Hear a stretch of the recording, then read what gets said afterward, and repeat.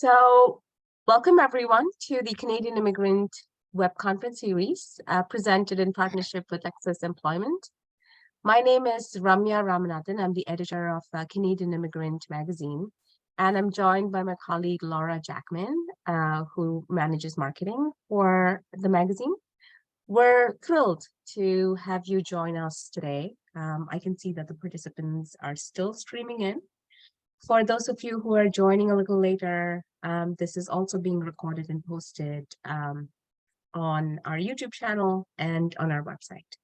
Before we get started, we wanted to share a short video from our sponsors. Laura, could you kindly play the video?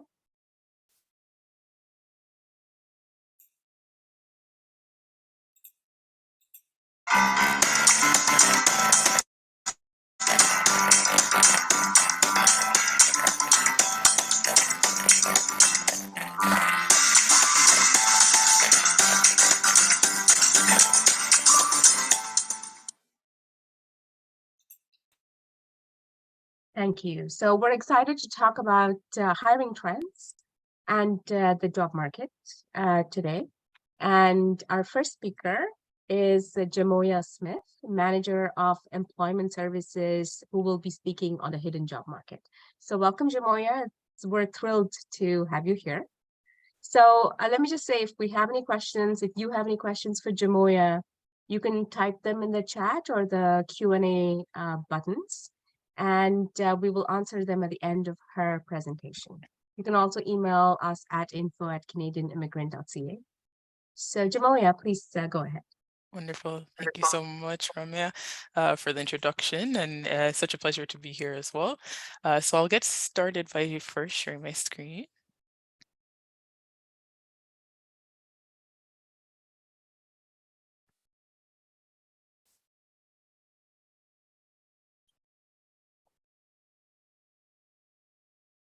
And Ramya, can I just get a quick confirmation from you that you're able to see my screen? Okay. And can I confirm that this is the presenter screen and not my notes? Yes, it is. Okay. Excellent. Okay, so today we're going to talk a little bit about job search skills, and also I'll touch a bit on the topic of the hidden job market.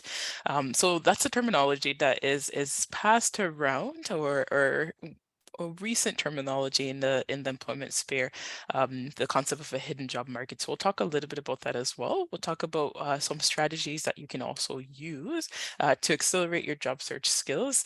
I also discuss a few ways in which Access Employment can help you with that as well, whether you're here in Canada already or you're looking to come to Canada. So here at Access, we have a program known as Unemployment Services, or Employment Ontario Services.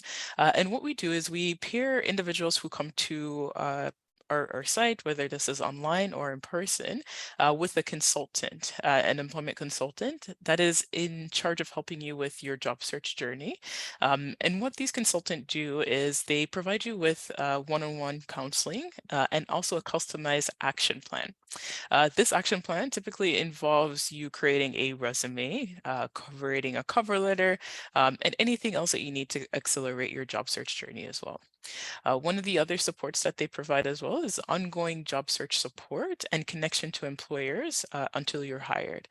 So that means that you are together in that job search journey until you get hired, you get your offer letter, and you're starting your employment.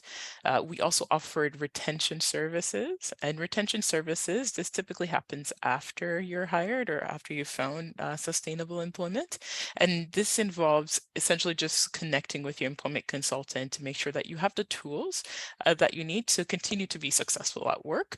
So not feeling like you're alone in the first 3 months of your job, and oftentimes the first 6 months of your job. And sometimes we also offer retention services for 12 months. So we kind of hold your hand along the process, and we help support you so you're very successful and you feel supported in the job search community.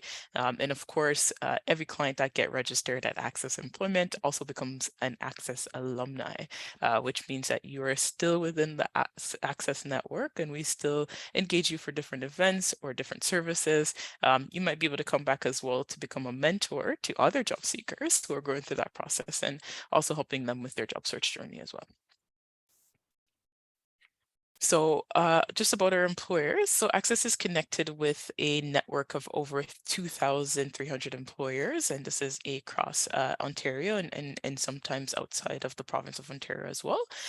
Most of our employers are engaged throughout our programming at Access, so not just our employment services program, but also within our bridging programs.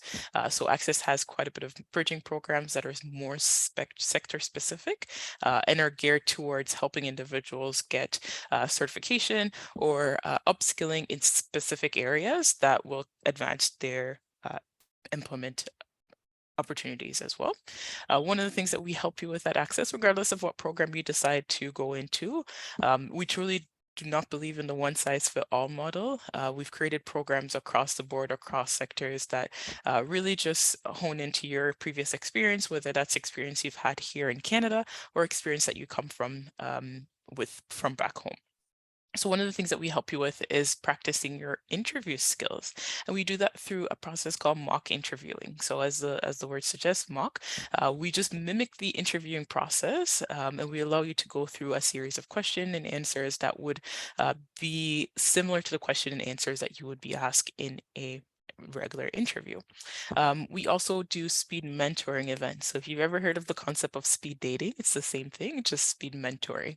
And that's where we pair you with employers who are currently working in a sector that you are interested in working in.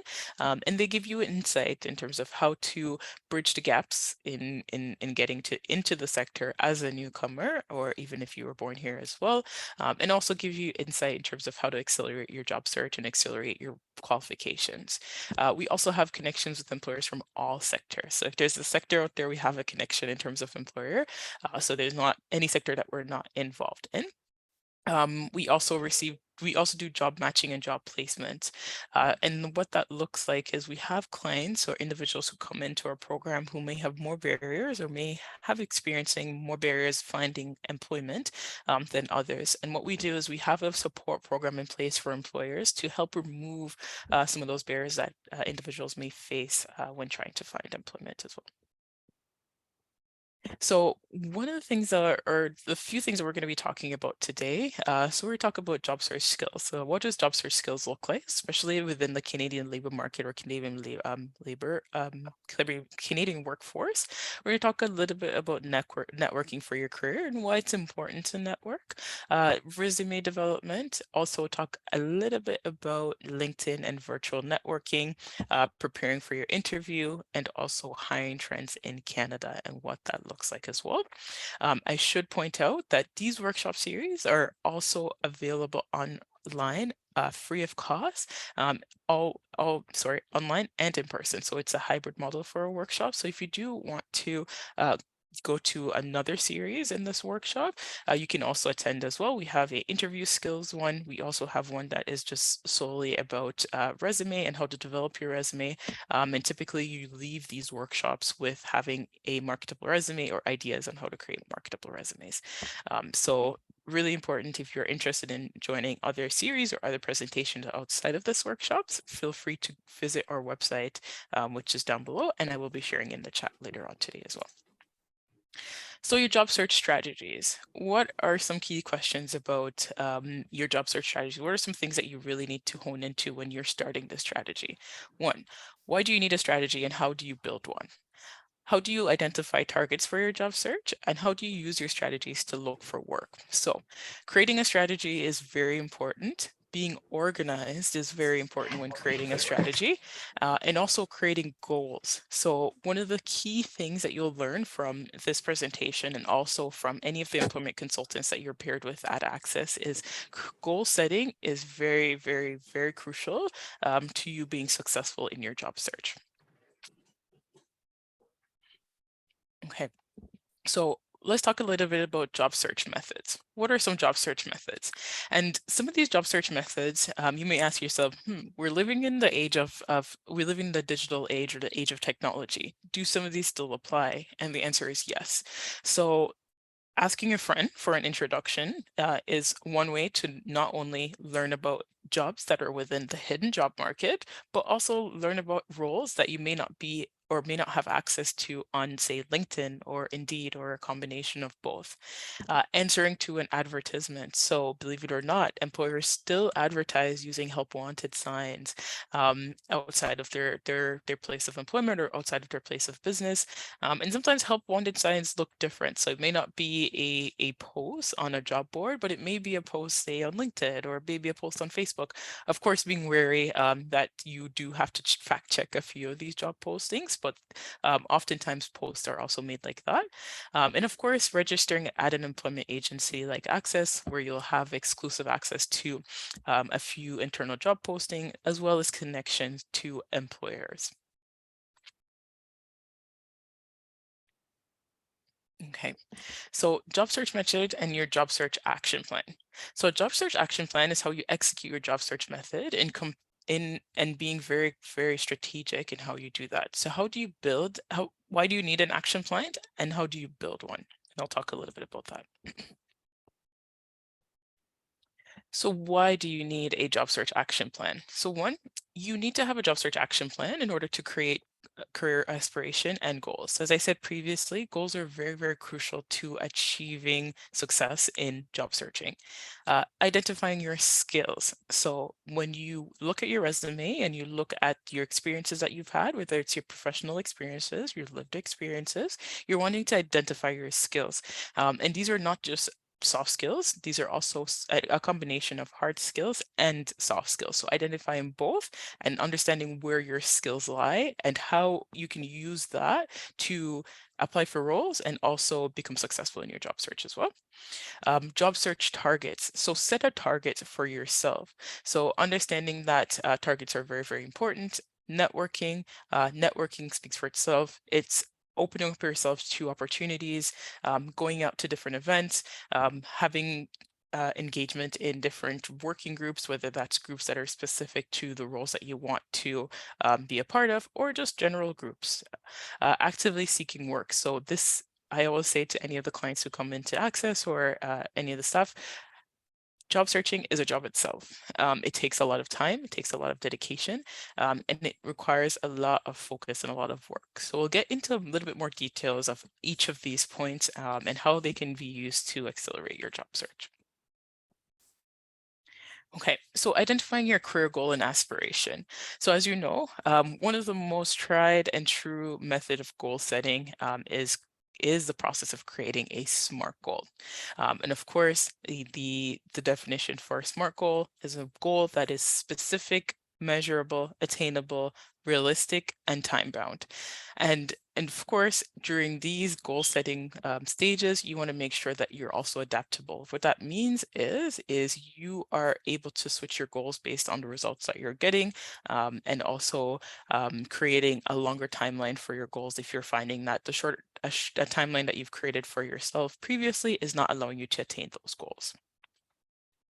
So as I said, a SMART goal, it has to be specific, measurable, achievable, realistic, and time bound. And one example of a goal, so essentially applying for 3 jobs, or I'd say applying for 30 jobs a week using Indeed alone. And you might say, ooh, 30 jobs seems like a lot, but typically as an employment consultant or individual who's working in the employment sector, we encourage people to apply for anywhere from 50 to 60 jobs a week. And that's because, as I said before, job searching itself is like a full-time role. And in order to be successful, you have to be very, very, one, adaptable and very, very focused on getting those goals. So identifying your skills. So identifying your skills looks very different and has looked very different over time. So in the pre-1800s, the value that was placed on skills were placed on mostly technical skills. So employers were looking for you to have very, very strong technical skills. So the idea of soft skills was not truly introduced in the 1800s. So people were looking for skills like welding, typing, accounting. They wanted to see those hard skills, things that you could do, things that they could really relinquish when you were an employee for them. And then when we move closer to the 1980s and also the 2000s, it kind of started to shift a bit. And employers were looking for a combination of both. So they weren't just looking for technical skills, they were looking for hard skills and soft skills. So a combination of both were really valued. So they were looking for you to have those technical skills, so welding, typing, accounting, and also the soft skills, being creative, being a team player, having really good communication, and also having really good work ethic. Okay, and over time that has changed as well. So of course, you know, the definition for a hard skill is something that is easy to measure. So I'm able to use a software program or a program that allows me to change different softwares, or I'm able to code using different software as well. I'm able to use Photoshop to edit photos. Those are hard skills or technical skills. And then your soft skills is your skills that are essentially learned and innate. So being a good listener, being able to communicate very well, being a good public speaker, being a flexible thinker, a quick learner, being creative, having good work ethics, and then the other ones that are indicated by the H are all hard skills. So hard or technical skills. So now what is happening in the job market is the employers are trying to focus more on the role, the skills that are dependent on the role, or the skills that can be used to advance the role that they're looking for. So essentially, essential skills required to apply for a role that is within education. Of course, you have to have good communication skills, you have to have a teacher's diploma, along with a few other skills. So that's what employers are focused on. They're focused on skills, so a combination of hard skills and soft skills that can be used to advance the role and the organization. So identifying identifying role dependent skills. So how do you do that? So typically looking at the job description. So every job description that you've probably, if you've been looking for work on any of the job search platform, you realize that many jobs post job description. A lot of companies have job descriptions that are very extensive and provide a lot of details about the role. And then there's other companies who have or shorter job descriptions that may not give you as much information.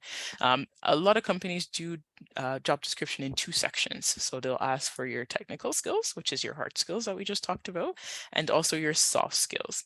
One of the things that you do is having a list of your hard skills and your soft skills allows you to assess whether or not a role is a good fit for you. So taking a look at the job description, you see what are the needs to have and what are the nice to have. So needs to have are the essential skills that are needed for the role and required for the employer to successfully hire you into the position. And a nice to have is a skill that can be added or that can be used to add value to the role, not necessarily a requirement of the role. And the ones that you want to focus on are the need to have. So using the list of skills that you have, your hard skill and your soft skills that you have created, assessing that with the job description, seeing what it is that the employer is asking for, and comparing. Okay, so here's an example here. So IT director.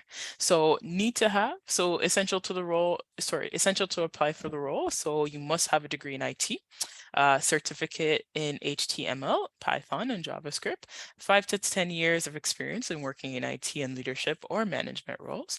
And then nice to have is a strong communication skills to be able to document processes and share updates internally, experience in change management when moving to a new software system. So they're nice to have, but in blue are the need to have, which you will need to assess yourself before applying for this role.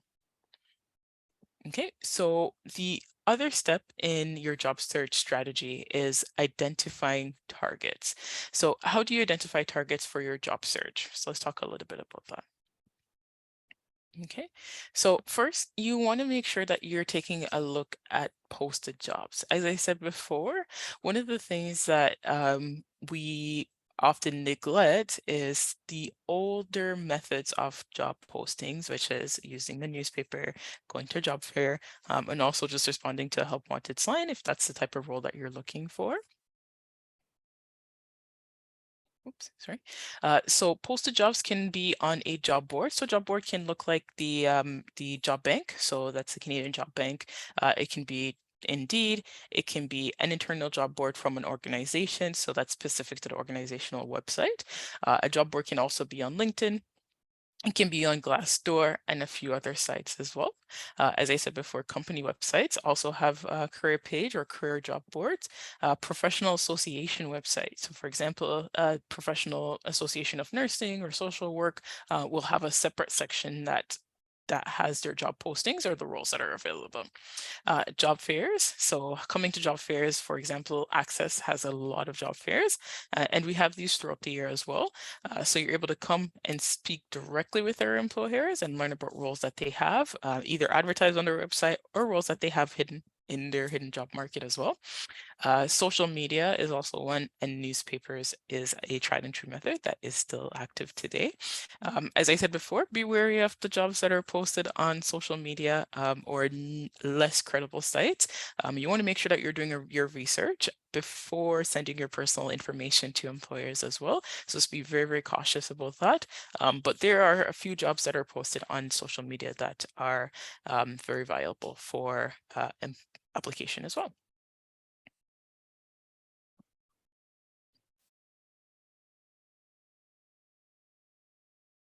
Okay.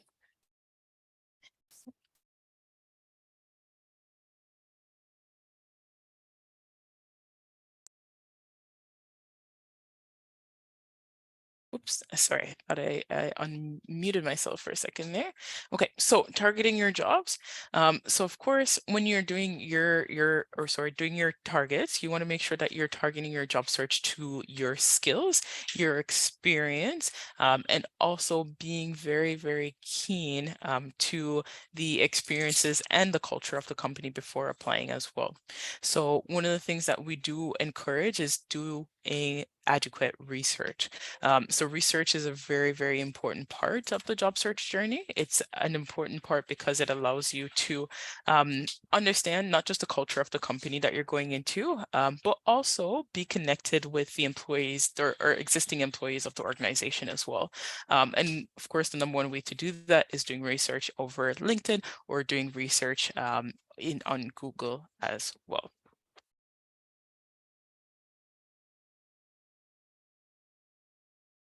Okay, so we're going to talk a little bit about the hidden job market.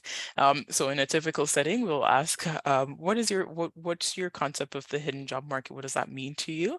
But because we're on a webinar, I'll just jump right into it. So a hidden job market, what does that mean? So essentially, these are jobs that are, as the name suggests, hidden. So jobs that are not necessarily posted and very overtly advertised. These are jobs that you have to network in order to find out about. These are jobs that you hear about either through conversation. These are jobs that you hear about through networking. So our speed mentoring event is one way that you can network with employers or industry professionals or leaders. And that's one way that you can find out about the hidden job markets or roles that are essentially not advertised. So I'll give you an example. So for instance, you went to a mixer with a friend and you had the opportunity to meet somebody who's currently working in the financial sector.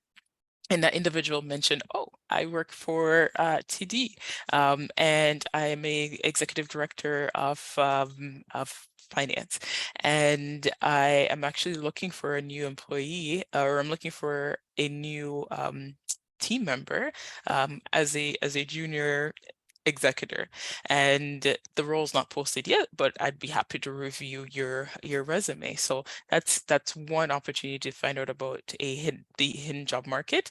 It's also your opportunity to give your elevator pitch. So one of the things that I would advise you to do before going into any networking situation is to practice your elevator pitch. And it doesn't matter. It could be a barbecue or it could be a very professional networking event. You just never know who you may meet. So always have your elevator pitch prepared. It's a really good way to market yourself in a very concise way. And always try to open up conversation, asking people what they do and what they recommend is a good strategy to job search. Even if they're not working within your field, it's always good to have that conversation as well.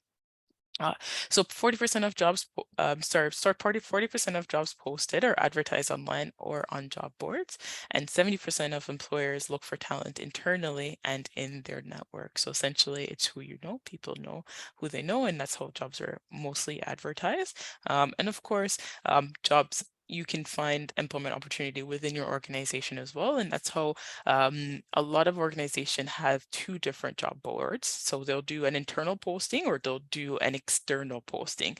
And typically the internal posting, if it gets filled before the role goes external, then that's a plus for the organization as well, because they don't have to do ground zero onboarding. They can start at where the team member is at and grow from there, which is better for the employers because it's less cost in terms of the onboarding process as well. And one myth that I do want to debunk, a lot of times you will hear the conversation around you do have to wait for a year before moving into new roles. That's not often true. Across industry is different, and I would never say that that's a one-size-fit-all model for all industry. It's very different across industries, because individuals can move into roles after 2 months, sometimes after four, and oftentimes there is policies that you do have to wait a year, but not always. Okay, so the hidden job market. So how do you find out about the hidden job market? Essentially, you can find out about the hidden job market anywhere. And you can, of course, start by researching the company. One of the good things about researching the company or researching a company is that it shows current employees, and also sometimes it links their LinkedIn page. And of course, I'm not encouraging you to go find an employee on LinkedIn or spam them by any means, but it is a good strategy to maybe follow their page on LinkedIn, see what they're posting, see some of the things that they value and some of the industry trends, especially relating to their organization.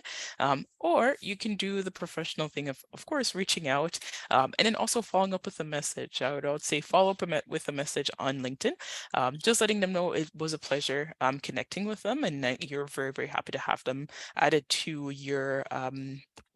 your network, and you would look forward to connecting them with them in the future. And if you have issues kind of crafting that there, I know that LinkedIn provides you with some pre-written ones as well. So always reach out to your connections right after you connect with them as well.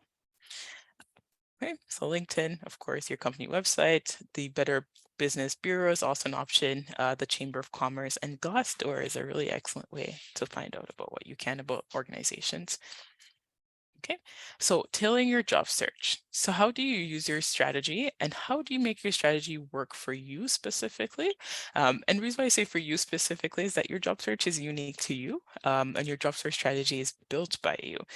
So it might not work for a friend, or it might not work for somebody else, because you know your skills and expertise, you know the level of commitment that you have to your job search, and you also know the goals that you have for yourself. So it is unique to you. So something that you can't really share. Okay, so build yourself to the job description. So of course, building your resume up to the job description. A lot of times individuals ask, do I have to craft a new resume every single time I apply for a new role? And the answer to that is yes. You do have to take a look at the job description of every role that you apply to, and you do have to target your resume. And the reason why it's essential for you to target your resume is because you want to make sure that as much as possible, you're tailoring your resume to the job description, and you're allowing the employers to see the connection between what they're asking for and what you're offering. Because your resume, one of the things you have to remember, your resume is a tool. So it's a tool that can be used to really to get you the interview. And when you get to that interview stage, and then that's an opportunity to really sell your skills and sell yourself in that interview as well. But the tool that you use, which is your resume, is very crucial to getting you that interview. We're going to talk a little bit about temporary jobs, what that looks like, and also account for the season. What does seasonal jobs look like, and what's the importance of seasonal jobs, and why that can help you accelerate your career, and also if you're currently employed, what that looks like as well. Okay, so tailoring your job search, so build your job description, as I said before.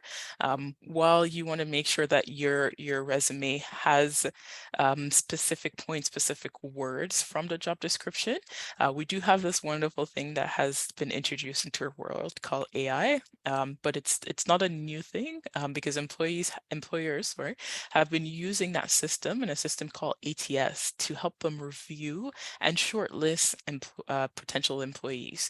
And what ATS does, it's essentially a system designed to shortlist your resume based on the criteria, based on the similarities to the job description. So that's why it's very, very crucial that every application that you put in or every job that you apply to, it is very unique to the specific job description that you're applying to, or you'll find that you're not getting a lot of response from the applications that you're sending out because they don't match or they're not fitting the ATS requirements that is used to shortlist your jobs. Before ATS was introduced, you'll have humans like ourselves going through your resume and shortlisting your resume. But because of just efficiency and it works better for a lot of employees or employers, my apologies, they have decided to shift towards using ATS. And while the employers have the opportunity to or the ability to include keywords that they want to see or to limit the amount of resume, it's still very, very, very, very crucial for you to ensure that the job description in your resume really truly match so you can get past that ATS system. Okay, so temporary jobs. So if you're looking for a temporary role, sometimes you want to make sure that you are editing your resume a bit more to not just to not just include your experiences, but also highlighting your skills. As a newcomer to Canada, we do acknowledge that you might want to go into a temporary role as you settle, but you want to make sure that you are highlighting your skills and also providing really good references to these employees as well. And also when you go into the interview, just making it very clear that even though this is a temporary role for me, I do wish to transition or advance into a more permanent role or something with more stability. So that's one way that you can tailor your job search. So creating building blocks or goals. So I might start with the temporary roles, and then I'll go into something more permanent depending on my life goals. Or I could just go straight into something that is permanent as well. Okay, so account for the season. So if you want to work as a seasonal worker, that's also a possibility. But of course, as you know, seasons change and companies' goals change based on what they want, especially in retail. So if you're looking for jobs or roles within retail, that's something that you can do seasonally. If you're looking for jobs and roles in construction, you know that that's something that you have to do seasonally as well. But regardless of the season, regardless of the role, or regardless of the industry, one of the things that is at the forefront of that is that you do have to highlight your skills, and these are both technical skills and hard skills when you're going into these spaces. And you want to make sure that you are also giving yourself the opportunity to take advantage of interviews. One of the good things about practicing your interview skills outside of a mock interview is that it helps you to really develop and advance your skills. Sometimes we often take for granted how much practice we need for interviewing. And I think through informational interview or just interviewing in general, it creates a level of comfortability when going into interviews. So I would advise you to continue to practice your interview skills as it is truly important to advancing your interviews. And also here at Access, we do provide the opportunities to do mock interview. We have this unique platform that is called Spark Hire that will allow you to practice your interview skills at home and kind of see yourself recorded, see how you've answered those questions, and you're going to be able to get feedback both from your employment consultant and also provide yourself with feedback as well. Okay, so currently hired. So if you're currently hired and you're looking to transition from the current place of employment, whether that's in a temporary job or a seasonal job, you can still tailor your job search. So some of the tools that we've discussed, actually all the tools that we've discussed so far is still applicable in this situation. We've had many clients before who've transitioned into the Canadian labor market working temporarily or seasonal, and then wanting to shift into something that is more targeted to their profession or their sector that they were trained in, whether that's in their home country or here in Canada. So one of the things, don't shy away from the job market if you're already working. Um, you're getting your experience, you're getting your Canadian experience. If you want, you can also create a functional resume. So if you're currently employed, you can create a functional resume that highlights your skills and abilities, your education, and also your previous experience without using dates as well. So that's one way that you can tailor your job search. But do not deter yourself from applying for roles or higher paying roles or more advanced roles if you're currently employed, because that is definitely one way you can tailor your job search as well. So how long will it take for you to find a job? So there are many factors that come into play when you think about your job search and how long it will take you to find a job. So it depends on internal factors such as your job search skills. So what are your skills? So have you implemented your goals? Have you highlighted your skills, both your soft skills and your hard skills? What does that look like for you? Have you created those lists? And when you create those lists, are you comparing those things to the job descriptions that you're looking at? Are you applying for roles that are not necessarily with organizations that are solely directed at the profession that you want to be working in? And what I mean by that is, for example, you are an IT, you come from an IT background, but you're looking at organizations that are solely, for example, Accenture, you're solely looking for job opportunity at IT-based companies. But all companies need IT professionals. And it's always good to look at the job boards and job posting from all organizations, regardless of the sector, right? If you work within food or hospitality, they also use systems, computers, and software. They may need an IT analyst in that as well. So not just tailoring your job search to the sector and to organizations that are solely focused on that, but broadening your horizon. Also, knowing your salary expectations as well, or salary requirements. So for example, if you have a certain expectation in terms of salary, being able to kind of being a little bit flexible with, especially if you don't have experience here in Canada, unfortunately, you want to make sure that you're having that conversation upfront with the employer, and also not allowing that to be a deterrent, because you do want to get the experience, and you do want to see your long-term goal of advancement. A lot of times you can go directly into an intermediate or senior role based on your experience and your level of knowledge in the sector, and then these things wouldn't come to play. So this is not necessarily true for everyone. And of course, the strength of your network. So the hidden job market is solely based on, or your access to the hidden job market is solely based on the strength of your networks. And how do you get connected? One of the ways that you can get connected is using services like Access. And the good thing about Access is we do have services here in Canada. We also provide pre-arrival services as well. So before you get to Canada, we're able to connect you with employers. We'll help you with your settlement, and try to help it become a smoother transition into the Canadian labor market. So we provide that as well. And if you're already here, get connected with us. And what we can do is help you create these strategies. These job search strategies takes the time, and we have employment consultants and employee liaisons that are in place to help you create those strategies and help you kind of sustain that goal and keep motivated throughout the process as well. There's also some external factors that may hire when or how long it takes for you to find a job. Hiring season. So right now, we're slowly nearing into or we're currently experiencing a little bit of an economic crisis, and a lot of employers have put on hiring freezes. And while that is true for a lot of industries, there's also a lot of industries on the flip side who are actually ramping up their hiring. So being very, very crucial and very deliberate in your research when it comes to looking for organizations that are ramping up their hiring, and not necessarily organizations that are looking to kind of slow down their hiring as well. And of course, you will get this information from LinkedIn, from the job bank, and also from Indeed. And if you want to come to Access, and we can give you more direction in terms of how to get this information as well. Trends in the field, just very similar to that point. So it depends on trends in a specific sector. So it depends on the sector that you're currently looking for work in. But as I said, I'll go back to my original point. If you are trained in a specific sector, broaden your horizon, and look for roles across various businesses and across various organizations, and not just organizations that are directly dealing with your line of work, because you might have a lot of luck doing that as well. And of course, competition.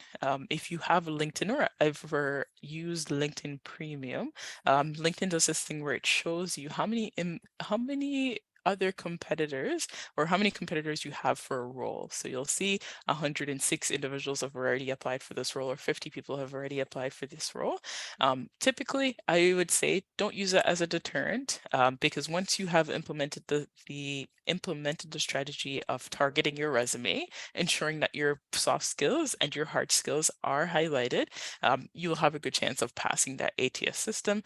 And of course, if you have an employment consultant at Access as well, will help you in terms of putting in advocating for you with the employer, and also giving you feedback if you've gone through the interview process.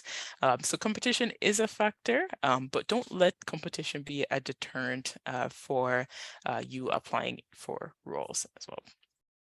So that is the end of that portion, or that period. Any questions, you can throw it into the chat as well. So of course, the top tips for today that we talked about is one, understanding your job search strategy and creating a job search strategy. In order to create a job search strategy, you have to establish job search goals. These goals must be SMART goals. So these goals must be specific, measurable, attainable, realistic, and time-bound. It is very crucial for you to create goals, because the only way to achieve them is to have them created. Set up your skills. So just like you'll do for a list of things that you want to buy, set up a list of skills that you have and assess yourself. And then also, if you find that, I may not be very I may want to develop a certain skill further, use softwares, like free softwares like LinkedIn Learning and IBM Skills Built to develop these skills. Coursera, Diversio, those are all free platforms that offer free training for you to advance your skills and learn a little bit of how those skills can be applied here in the Canadian labor market, and how you can advance yourself. And also ensuring that you are broadening your network. So don't tell yourself that you need to network within your sector and only within your sector. Step outside of your sector, step outside of the norm, and network with everybody. Work on your elevator pitch, because that is your main selling point when you're having conversations with individuals, and continue to network. That's how you learn about the hidden job market. So the hidden job market is essentially the jobs that you hear about through networking, internal job posting, and essentially that only comes about through who you know. So key pieces, and also understanding that there's various ways in which employers advertise roles. So it's not just LinkedIn, it's not just Indeed. There's different ways. Still, employers still advertise roles in the newspaper as well, looking for various job boards, and also just zeroing into a lot of research. So make sure you're researching the companies, make sure you're researching the company culture, and also practicing your interview skills.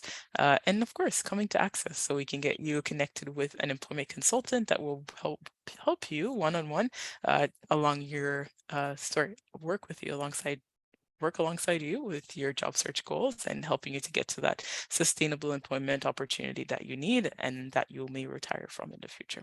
And that is it for the presentation. Thank you. Jamoya, thank you so much for No, that. Here's your contact. Sorry to cut you off. no worries. That's okay, Ramya. So I just wanted to share contact information. So we do have 7 locations across the GTA. And if you want, you can call any of the Access locations and we can provide you with service. All Access locations have similar services. And if it's not accessible there, we will get you and point you in the right direction. So I'll leave that up if anybody wants to take a quick picture, or we can also send that out to the participants today as well. Thank you. I'll pass it back to you. Okay, Jamoya, thank you. That was very comprehensive. A lot of top tips and key pieces of advice, like emphasizing strengthening your network and the fact that only 40% of jobs are actually posted, and the rest, and externally, not a lot of employers look for jobs within their own look for employees to hire employees from within their own networks. And so that's great information. Also emphasizes the importance of networking. So thank you so much. We have a number of questions. Let's see how many we can get through. So can you share how to access the interview prep tool you mentioned? Of course.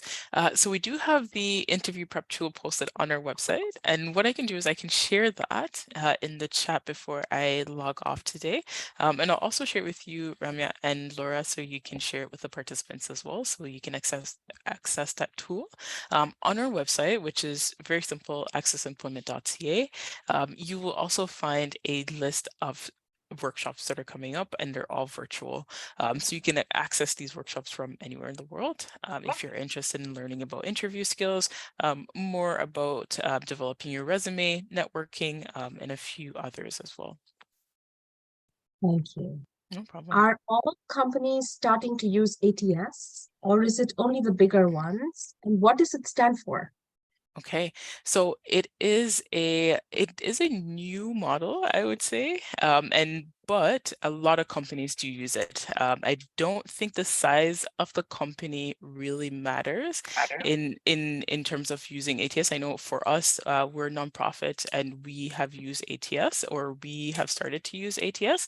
And the reason why we do that, it's because it's a more efficient process in terms of shortlisting resumes, and allowing individuals or allowing our system to only filter high quality individuals through the system. So it's an automated tracking system. That's what it is. Okay, great.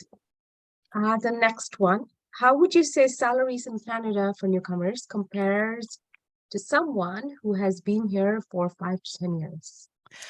So salary, I can't speak to salary for every organization. It's dependent on the role, and of course dependent on the candidate's level of experience, or the incumbent's level of experience going into the role as well.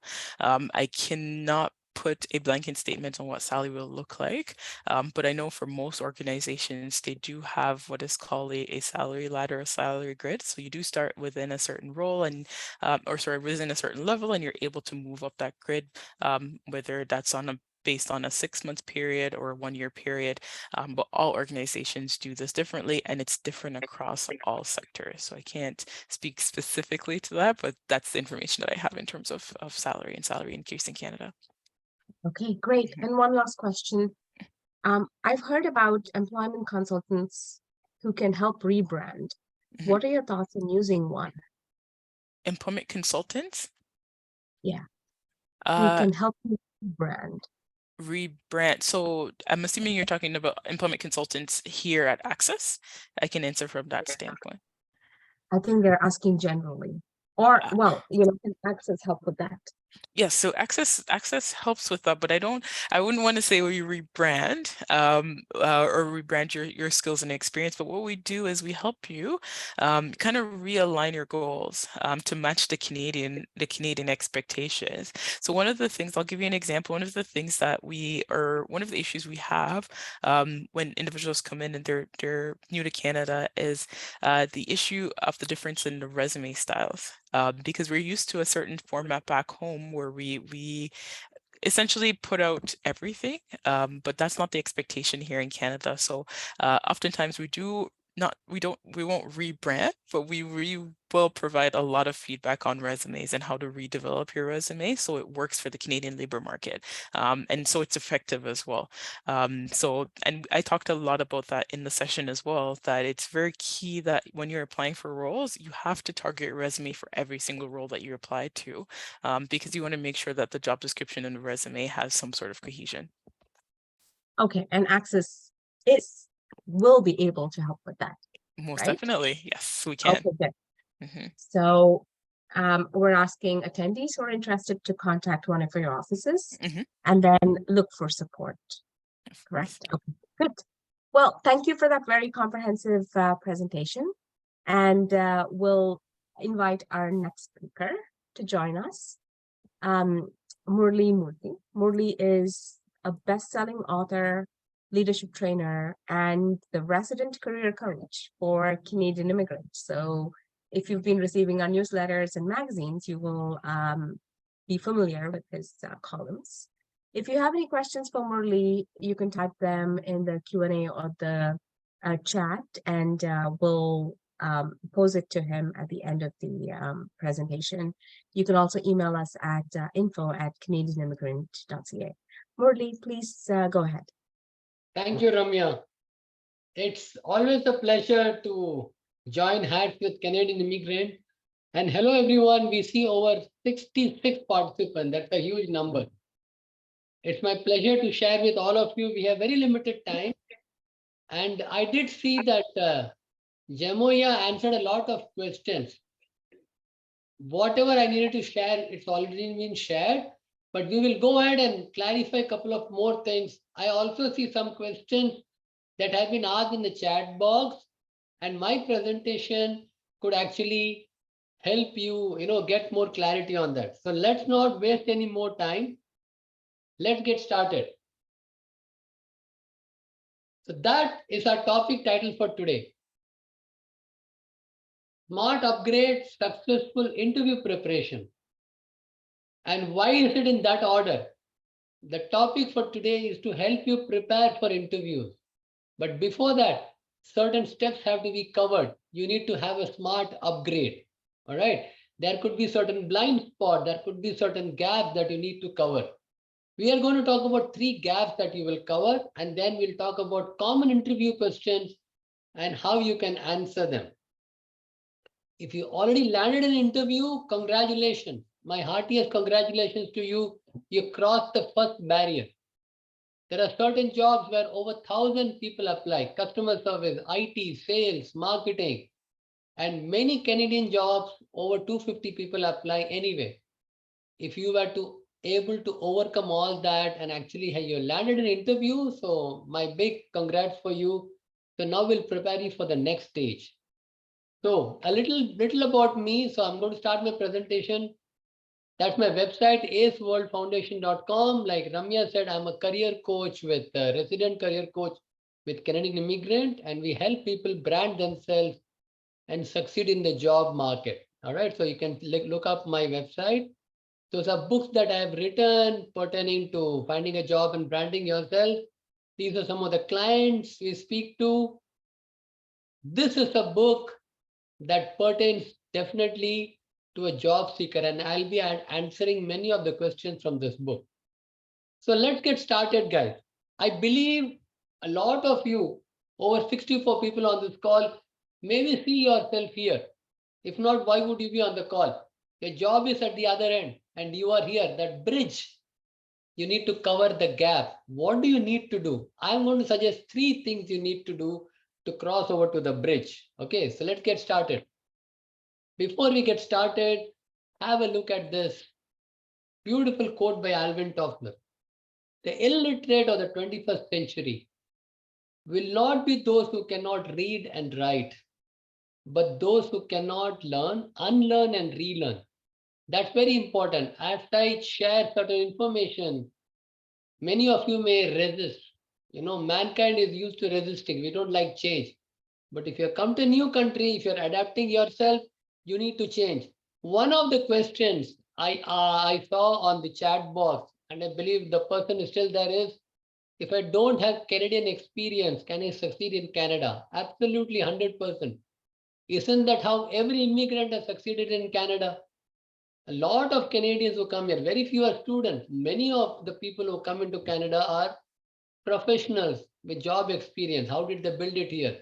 They covered those gaps. Okay. Here is one more disclaimer. Any information and I'm going to share with you, any stats that I'll share with you is already available on the internet. It's an open source information. For example, this particular image, any other image that I'm going to share is already available on the internet. If I can find it, you can find it too. So keep that in mind. I haven't sourced it from some library. It's open source information.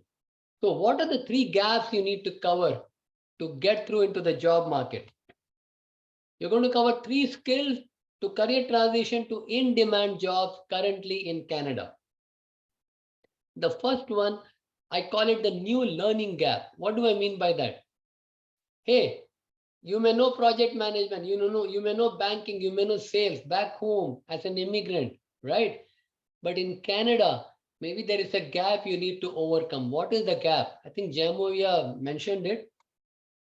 Your degree, I'm willing to work hard. I really work hard. No, hey, anyone can do it.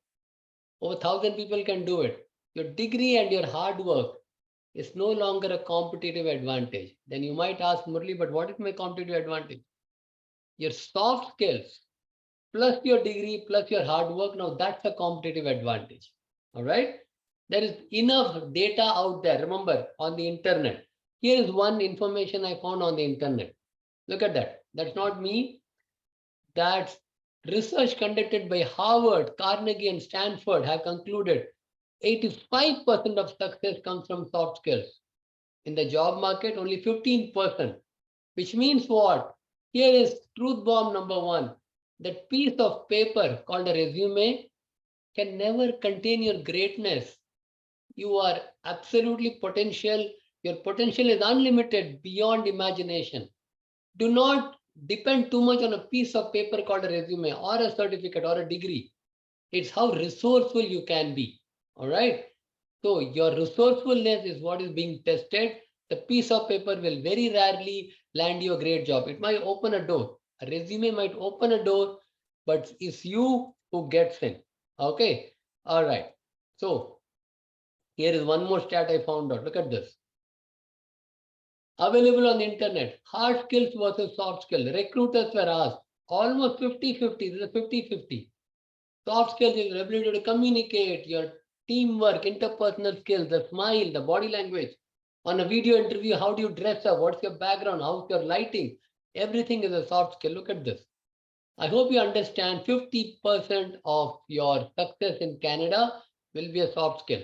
Hey, I'm an immigrant. I came from Dubai, right? And previously in India, no one taught us these things. All we learned was get a good degree, study hard, go to good school, get a good degree, get a job. We never knew soft skills training is absolutely essential. And Canadian Immigrant has lots of resources on it.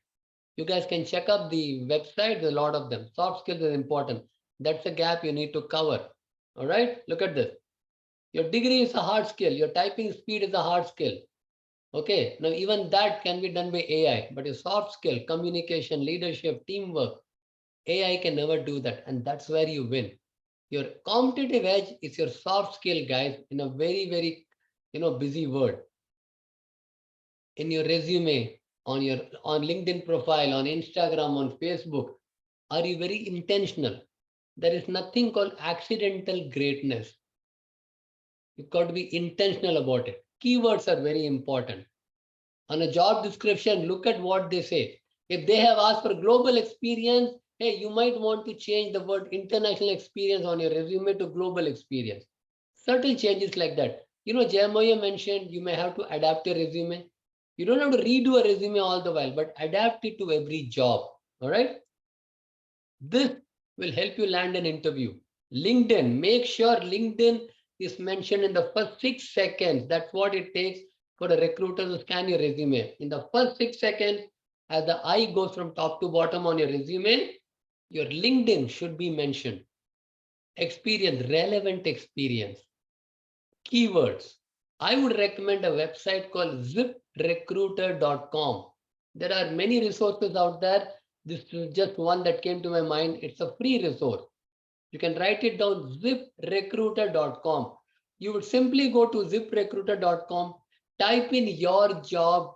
You could be a nurse, you could be a project manager, you could be a marketing consultant. And if you type that and type the word keywords, it will come up with the keyword required to be ranked higher on your rankings.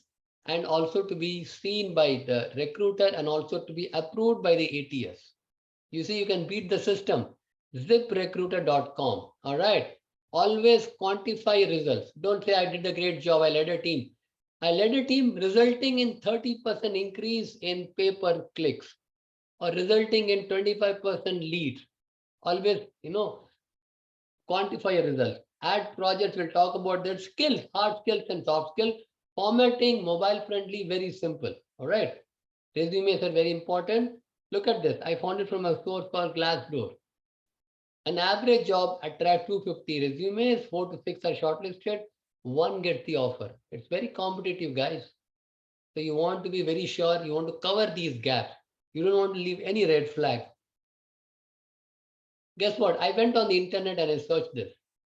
Hey, what makes an ideal candidate for any job? See what I found. Recruiters look for leadership. This image is available on the internet. You can find it. Recruiters look for leadership. They look for communication, many other things. But look at point number 2. They look for problem solving. In every interview question, make sure you solve a problem. Let your resume in the first 10 seconds solve a problem. You are hired to solve a problem or fill a need. Never forget that. All right, people don't care who you are. They only care if you can solve their problems quickly. Be seen as the solution to the job. So the first learning gap you're going to cover is don't be so busy telling about yourself, but your resume, your LinkedIn profile, your Instagram, your Facebook, anything you put out there, your cover letter, even how you network at an event. I normally say this, you don't just network, you net give. Make sure you're solving a problem or filling a need. That's the first gap you cover. Point number 2, social media gap. 10 years back, I may not have included this. But today, Ramya and I, and a lot of the information on Canadian Immigrant keep stressing this. A lot of people we know qualified for the job, but they missed out because of their social media laziness, I might say. They were not sure what they were putting in. There's a war happening out there. It's none of your business. Get a job first. Look, you can have an opinion or you can have a job. Be very careful what you put on social media because everything gets noticed. A lot of people have lost interviews and job offers and even got fired from their job because of something they put on social media. Everyone is entitled to an opinion, but don't make it public. Stick to your job. All right. Look at this. From a source called Job Description Library. 91% of employers, might as well make it 100%, that's close to 100. Almost everyone looks up social media and 21% have rejected it. Okay, so let me just look at the questions. Okay, thank you so much. Yeah, thank you, Inna. Networking was a net give. Solve a problem, fill a need, be a problem solver. Thank you very much. Okay, here is one more. From Harvard Business Review. Remember, I told you any information that I'm going to share is found on the internet. This is what I found out on the Harvard website. 70% of employers, the previous one said 91. Well, let's assume a lot of employers check out your profile. If someone is calling you for an interview, they are not wasting their time. They've checked you out, which is why congratulations once again, you made the cut. But 54% are rejected applicants. No religious post, no bad mouthing your boss or your neighbor or the country or anything, rising gas prices, not on social media, especially if you want a job. A war is happening, stay out of it. You can do private comment, but not on public. Remember, I can have an opinion or I can have a job. You can't have both. You got to choose. Okay, so be very careful. Social media gaps. Your online presence is also a resume these days, guys. Even this image I found on the internet. I'm not a web designer. I just find an image and I post it. Your online presence is a social resume. All right. Because what you're seeing online also becomes part of your resume. By the same yardstick, look at this. Another image I found. Thousands and thousands of people have got jobs with Facebook and LinkedIn. Say Twitter, now it's X. This was an earlier image. But you get the idea, right? Why not you? In fact, I'll come to the next point. Every minute, 3 people get a job on LinkedIn. Let me repeat. Every minute, 3 people get a job on LinkedIn. While you were here, the last 1 minute, someone got a job. What is it that they know that you don't? All right. Which brings me to the third skill gap. LinkedIn is extremely important, guy. In fact, LinkedIn is the one platform you should be very well versed on. But remember, hey Murli, but I am on LinkedIn. All you're telling is I joined a gym means nothing. It's what you do on LinkedIn that can help you get a job, right? Look at this. I found this image on internet. 3 people are hired on LinkedIn every minute. You might notice a job posting comes. If you're 1 hour late, by the time you apply, 245 people have already applied. In the very first second, 55 applicants. Isn't that scary? But guys, there is a way to cut through the clutter. You suggest stats, you need to remember. All right. This is from another resource. 87% of recruiters, might as well make it 100, look up LinkedIn. They also look up Facebook and X, but hey, they look up, a lot of them look up LinkedIn. People make a decision to call you for an interview or to hire you based on your LinkedIn profile. I can't stress it's important. So don't just be on LinkedIn. You got to do some smart stuff on LinkedIn. You can connect with me on LinkedIn and I can lead you. You can connect with Canadian Immigrant on LinkedIn. They got some fabulous resources. All right. First thing, have a great image. I hope you do that. Right. Your LinkedIn headline should never make people say, so what? I see LinkedIn profile, student open to work, means nothing, guys. How you can solve a problem. Your LinkedIn headline should solve a problem. Sorry if I'm going fast because I need to cover the meat, which is how to answer interview questions, but I'm preparing you. Learning gap, soft skills, social media awareness, and LinkedIn. These are the 3 most important things to prepare you for an interview. Just a random example. I don't know this lady, but look at her LinkedIn title. Boom, boom, boom. Keywords, solving a problem. Another example, keyword solving a problem. Hey, I looked them up, and this is what I did for my LinkedIn. Hi, my name is Murali. I'm an author, I'm a speaker, I'm a coach. If I stop there, some of you will say, so what? I need to cover the gap. Remember the gap? Building brand, building people. We are about building organization. What is Canadian Immigrant doing? Empowering you, building organizations. And me being part of them, we are doing the same. So we live true to our purpose. Solve a problem and say that on your resume, on your LinkedIn, everywhere, and on your social media posts. Enough of cat videos and dog videos, right? Make Instagram work for you, Facebook work for you. This is something I wanted to speak about, right? Learn to share a project on LinkedIn. LinkedIn has an home page. It says share a picture, share a post, do something. Maybe right now after this, go on LinkedIn and say, you know what, hey, I had a great session with Canadian Immigrant.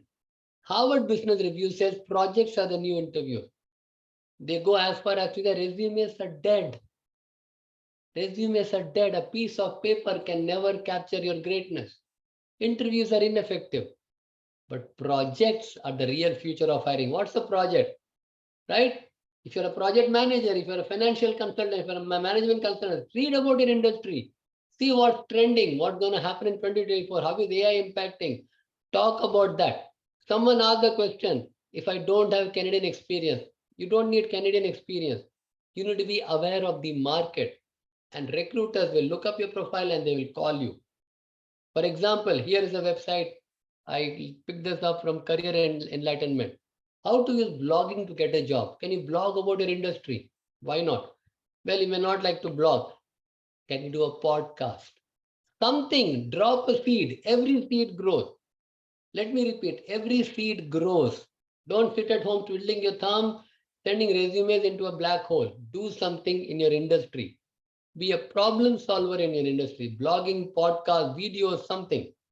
Another image I picked off the internet. Apply first on LinkedIn. LinkedIn has an easy apply feature. Other social media channels don't have it. Easy apply. You can apply right away. All right. Make sure it is full. Now we come to how to answer interview question. Look at this image for a second. All right. Go through the 10 questions. Thank you, Sarah. Thank you, everyone. Guys, I wish we had more time, but we're on a roller coaster ride here. We got exactly 10 more minutes. We're going to wrap it up. There are multiple questions. My only thing is, all of us know in an interview you are asked, tell me about yourself. But if you put two and two together, they look up LinkedIn, isn't it? They look up your profile. In other words, if you were to interview me, I'm going to sit at the interview table in control. This is one thing I want to remember. Stay in control. Don't get fidgety. Someone tells you, tell me about yourself. I am going to put enough information out there in the market, on LinkedIn, on Instagram, on Facebook, that I know you will look me up. I know you're going to peep into my window. I'm going to keep my room clean. So when the guy tells me, tell me about yourself, in the back of my mind, but you already know. You know that I posted a blog. You know that I spoke about the industry. You see what I'm saying? Now that you know, you will be asked, tell me about yourself. Give them enough information to like you. Information about you should be like a trailer of a movie. They sit in an interview and they want to see the movie called you. You are the star of the movie called you. You are the director of the movie called you. You are the producer of the movie called you. Now tell me, should your movie be a blockbuster or a flop? It should be a big hit. The recruiter is looking to see the movie after watching the trailer on LinkedIn. So how do you answer? Tell me about yourself. Hey, but you already know the answer. In the back of your mind, don't say that, but that's the idea. Okay, these are some of the questions. What is your greatest strength? What is your weakness? Why should we hire you? If you can nail these 10 questions, the answer to the 10 questions, you got the job nailed. Tell me. Let me tell you. So here are two things I want to tell you. Before you come back to these 10 questions, I want you to always remember two things. Got it? Keep in mind that there will be at least 5 to 6, at least 10 other candidates who will be asked the same question. Keep that in mind. You are not the only one in the market. Yes, from hundreds and thousands, you got shortlisted to the top 10. They don't interview more than 10, 15 people. But if everyone says the same, tell me about yourself. I went to the college, university, I got a degree. How is the recruiter going to remember you? What should you do for the recruiter to remember you after 10 interviews? Here are two tips. Okay. Tip number one. Any answer you give has to be in the star format. Keep that in mind. Here was the situation, storytelling, the hero's journey. Remember, you are the hero of your movie and the hero always wins. Right? You are the movie director and the producer of a movie called You. Today, you write a brand new chapter in your life. Anything you speak from now onwards has to be in the star format. This is the situation. This was the task. This is how I handled it. This is the action I took. This is the result that came. Remember, quantify your answer. I hope you remember STAR. We will apply STAR to each of the question. Got it? Point number two. Facts tell, but stories sell. Even this I found on the internet, guys. I did not make up anything. I found this image on the internet. Now, if the interviewer listens to 10 answers, all 10 are different. Maybe 9 are the same because they were not on this call, but you are on this call. This is how you get a job. You are going to add a story to every answer. You solve a problem by answering a story. In my previous company, I did this. In my previous role, I did this. Maybe you don't have job experience. At school, I did this. I was part of a team. Always add a story. All right. So facts tell, but stories sell.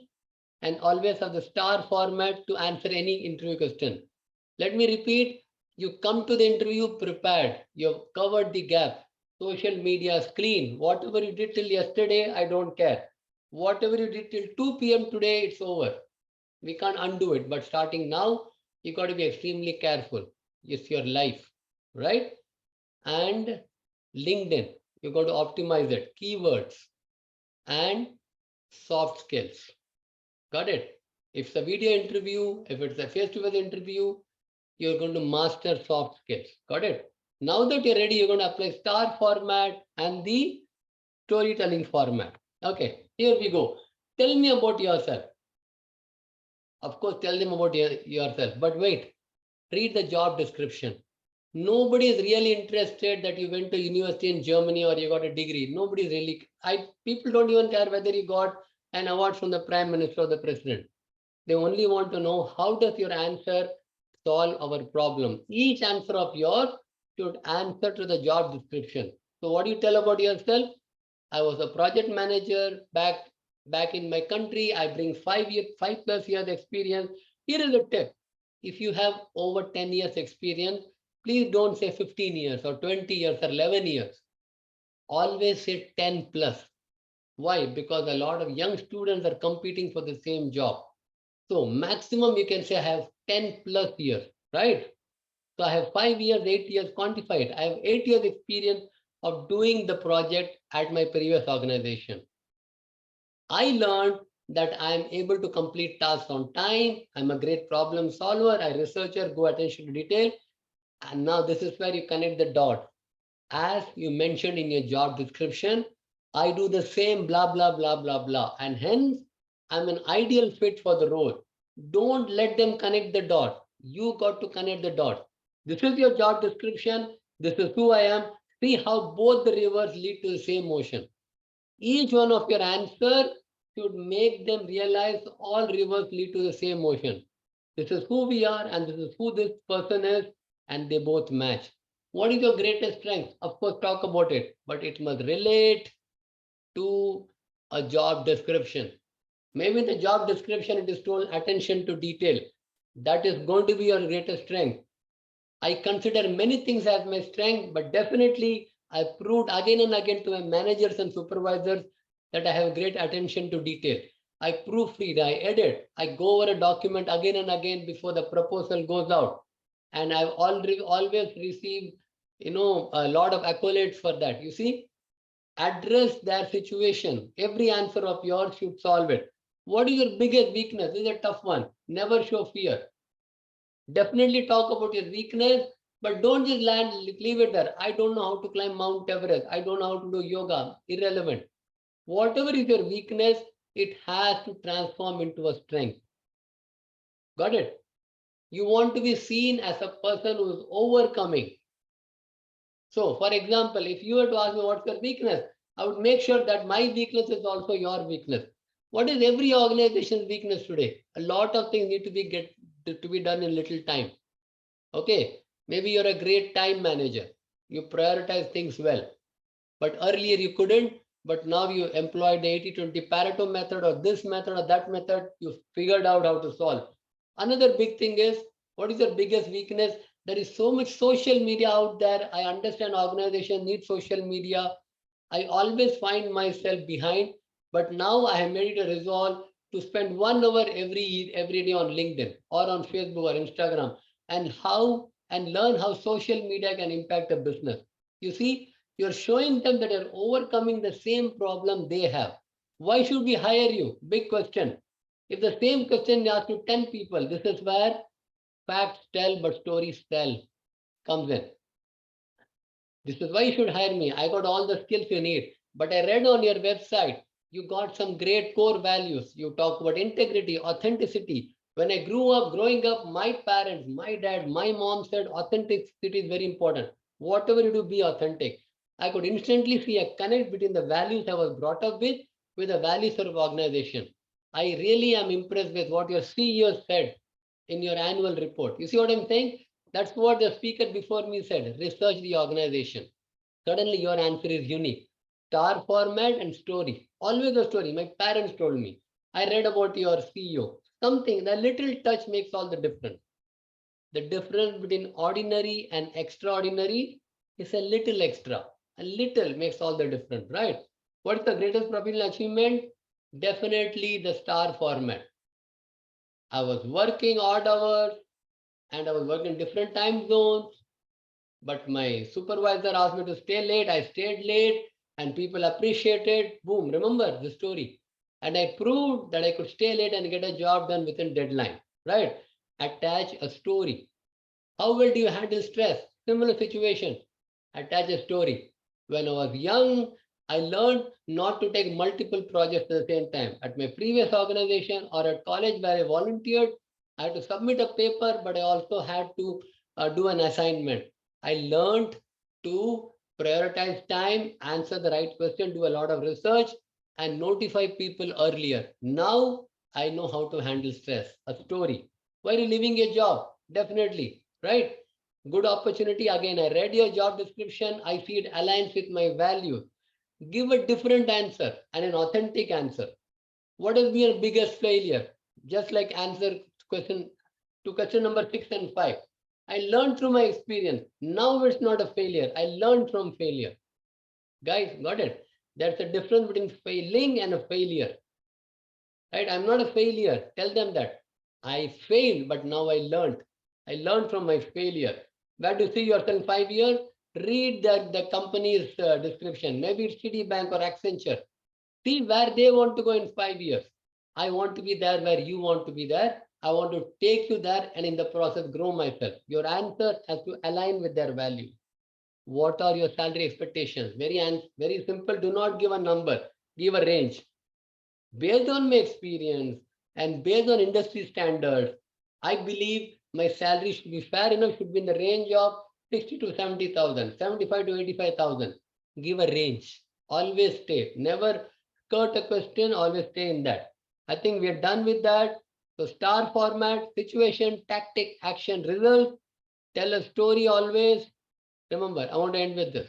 You want to be successful? There is opportunity out there. Every day someone getting hired. Right now, 3 people got hired. What is missing? Success is equal to opportunity plus preparation.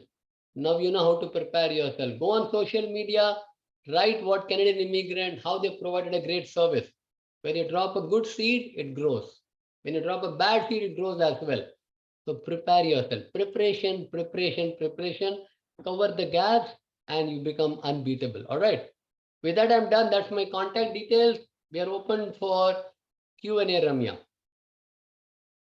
Morley, thank you so much. It's always such a pleasure to have you. You're very energizing and you always have like these powerful analogies to share. You bring so much energy into the room and the presentation. So thank you for being here. We'll just go to the questions. And Morley, I know you've been looking at the questions as well. If there's something you want to pick up on, go ahead. Can I go ahead? This was a very good question. This happens to everyone. Devi, I hope you spelled your name right. What should I do if I don't hear back from any of the employers that have applied? Never give up. Be persistent. If you have a pet, a lot of you can identify with this. Or if you have a young baby, a child will not give up till it gets the candy. The pet will not give up till it gets its treat. Right? Don't pester them. Let's say, Devi, I applied for a job and you are a recruiter. I did not hear back from you. That's what I'm going to do. I'm not going to ask you, Devi, what happened to my job? I'm going to do something in the industry. So let us take project management. I've been talking about that. Or marketing from where I come from. I'm going to read about a trend. Okay. I'm going to read about, in fact, Ramya, a couple of days back, we spoke about being a farmer. That could be a great analogy. There's a blog article that Ramya and I have just shared in the magazine. How to be a farmer and cultivating a career. You're nourishing the crop. You're preparing the land. So this is what I would do, Devi.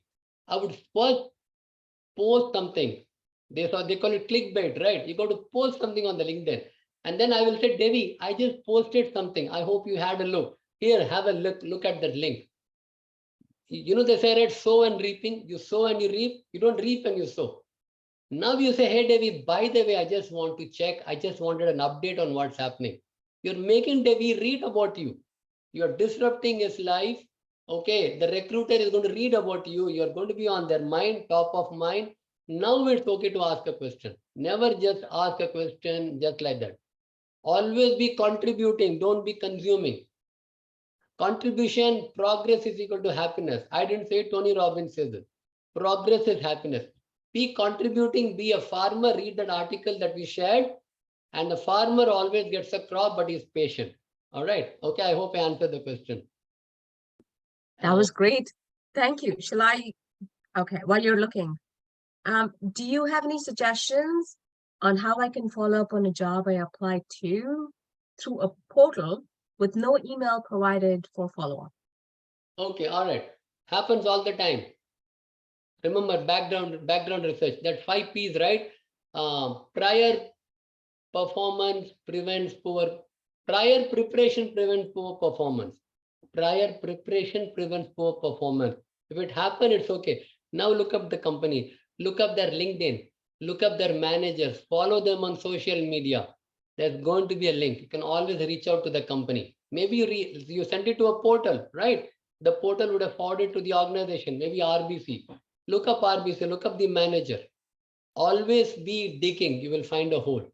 All right, so there are multiple ways to reach, especially in today's world of social media. Okay, all the top management are on Instagram, Facebook, and X, and every other portal. You got to find them, but make sure you have an X profile, you have an Instagram profile. Follow them. In LinkedIn, you have to ask permission, but in Instagram and others, you can just follow. Now you can get the details. If that is your question, there are multiple ways. They said to skin a cat, but you get the idea. There are multiple ways to reach an organization. There isn't only one way. Ramya, any other? Yeah. I love your analogies, you know, from joining the gym, but not going to the gym, having a profile on social media, but not doing anything about it. Perfect. These are excellent ways to inspire all of us to do something. So there's a question about Glassdoor. So is there a fee to join Glassdoor, or is there a free version? Sorry, I didn't hear that. So you mentioned Glassdoor. Yeah. And they're asking, is there a free version, or do I have to pay a fee? Is it worth it? Okay. Here is my take on this. The personal opinion, paying a fee has not created drastic results.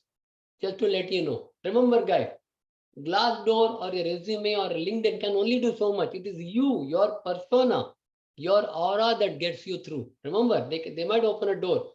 So I would recommend, if you ask me personally, there are too many resources out there that I don't need to pay someone. They also need to make money, we get it, right? But you can give back to the community later till you get a job. Till you get a job, I would recommend there are enough resources that can help you get your foot in the door without paying. There is Eluta, there is Indeed, there is Glassdoor, there is also LinkedIn, there is Monster, then there is Workopolis, then there is Job Leads, or there are so many of them. I hope I answered the question, Ramya, but that's my personal opinion. Yeah, no, it's great. It's great to have opinions from experts like yourself. So I'm going to encourage everyone else who wants to connect with Murli to write to him, murli@aceworldfoundation.com. And he's also very kindly provided his phone number. So feel free to reach out to him. He's always such a fount of wisdom and is full of inspiration. Please read our career coach column on CanadianImmigrant.ca. He has some wonderful tips to share as well. So we're going to wrap up the presentation for now. Thank you, Murli, for this excellent presentation and all the advice that you've provided today. And thanks to our sponsors for supporting this webinar, especially to Access Employment, and to our speakers, Jamoya and Murli, for your information, knowledge, and sharing your expertise. If you've missed anything, this web conference is being posted on our website for you to rewatch. You can also share it with your friends. If you have any questions, you can email us at info@canadianimmigrant.ca. You can also search our website. Just put in a keyword if there's a specific topic or article you're looking for. And as I mentioned, our speakers have very kindly shared their contact information. One last thing to add, if you are in Vancouver, don't miss our upcoming Vancouver Canadian Immigrant Fair happening on October 26th.